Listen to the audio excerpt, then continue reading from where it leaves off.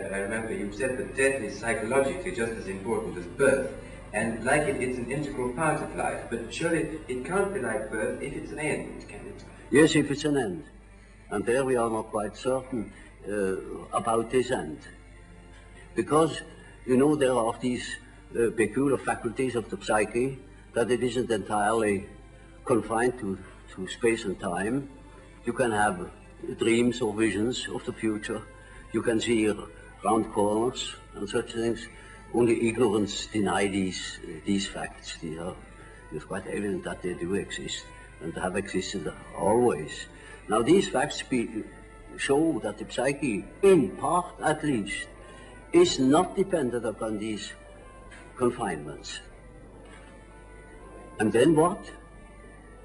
When the psyche is not under that obligation to live in time and space alone, and obviously it doesn't, then to that extent the psyche is not submitted to those laws. And that means a practical continuation of life, of a sort of psychical existence beyond time and space. Do you yourself believe that death is probably the end, or do you believe that? Well, I can't say. You see, the word belief is a difficult thing for me. I don't believe. I must have a reason for a certain hypothesis. Either I know a thing, and when I know it, I don't need to believe it. If I don't allow myself, for instance, to believe a thing just for the sake of believing it. I can't believe it. But when there are sufficient reasons for a certain hypothesis, I shall accept these reasons, naturally. I should say, we have to reckon with the possibility of so-and-so, you know. Well, now, you told us that we should regard death as being a goal, yes, and that to shrink away from it is to evade life and yes, life purpose. Yes. What advice would you give to people in their later life to enable them to do this, when most of them must in fact believe that death is the end of everything? Well, you see, I have treated many old people, and it's quite interesting to watch what the unconscious is doing with the fact that it is apparently threatened with a complete end. It disregards it. Life behaves as if it were going on. And so I think it is better for old people to live on, to look forward to the next day, as if he had to spend centuries. And then he lives properly. But when he is afraid, when he doesn't look forward, he looks back, he petrifies, he gets stiff and he dies before his time. But when he is living on, looking forward to the great adventure that is ahead, then he lives. And that is about what the unconscious is intending to do. Of course, it's quite obvious that we are all going to die, and this is the sad finale of everything. But nevertheless, there is something in us that doesn't believe it, apparently. But this is merely a fact, a psychological fact. Doesn't mean to me that it proves something. It is simply so. For instance, I may not know why we need salt, but we prefer to eat salt too, because you feel better. And so when you think in a certain way, you may feel considerably better. And I think if you think along the lines of nature, then you think properly. If any one of us could at this moment be as one about to die, genuinely and honestly, we would understand the mystery of life. Because death is the source of life. Just as we see in nature, when the leaves fall from the trees, they mold and rot, And this supplies humus, from which more plants can grow. It's a cycle like that. But in every way, symbolic and otherwise, human beings try to stop that cycle. It is not, therefore, natural for us to wish to prolong life indefinitely.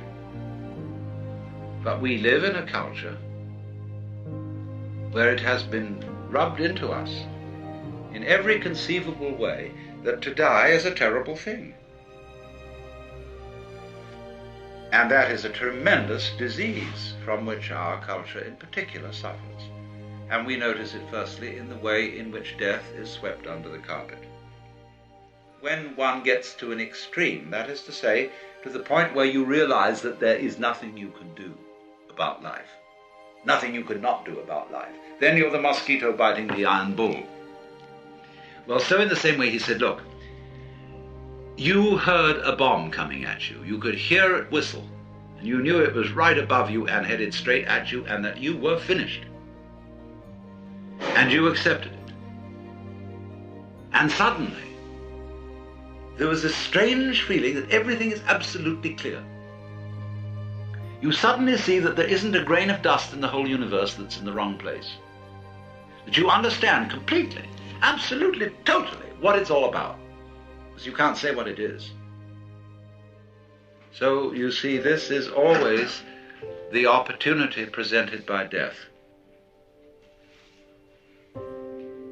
That if one can go into death with eyes open and have somebody help you, if necessary,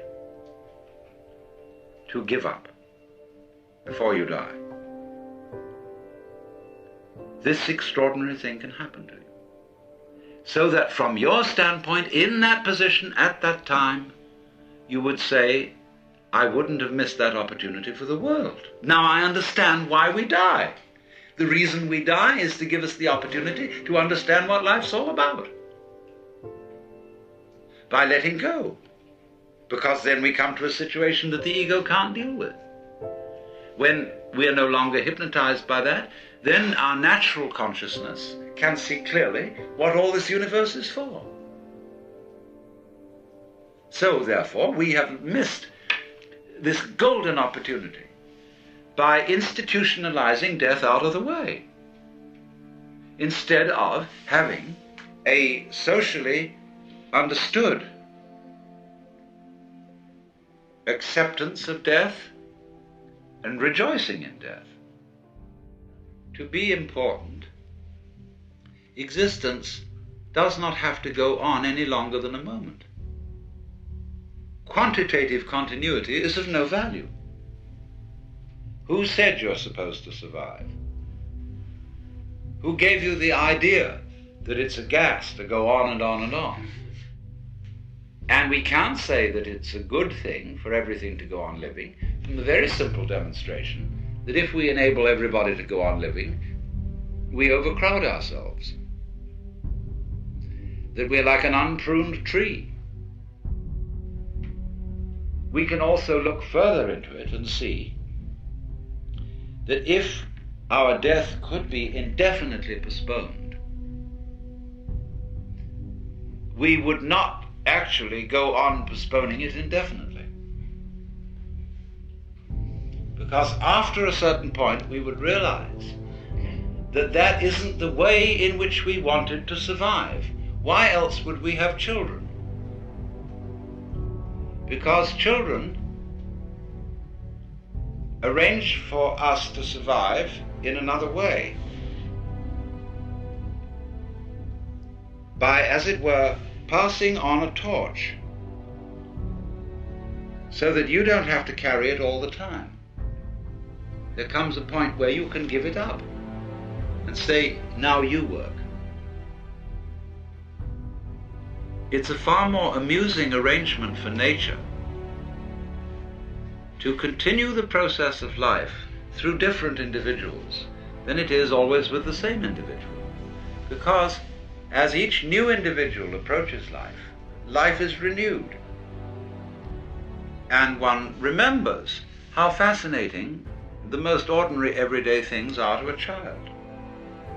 because they see them all as marvelous, because they see them all in a way that is not related to survival and profit.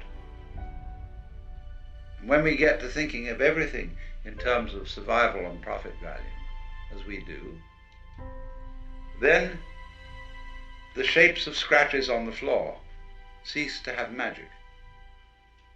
And most things, in fact, cease to have magic. So therefore, in the course of nature, once we have ceased to see magic in the world anymore, we are no longer fulfilling nature's game of being aware of itself. There's no point in it anymore. And so we die. And so something else comes to birth, which gets an entirely new view. And so nature's self-awareness is a game worth the candle.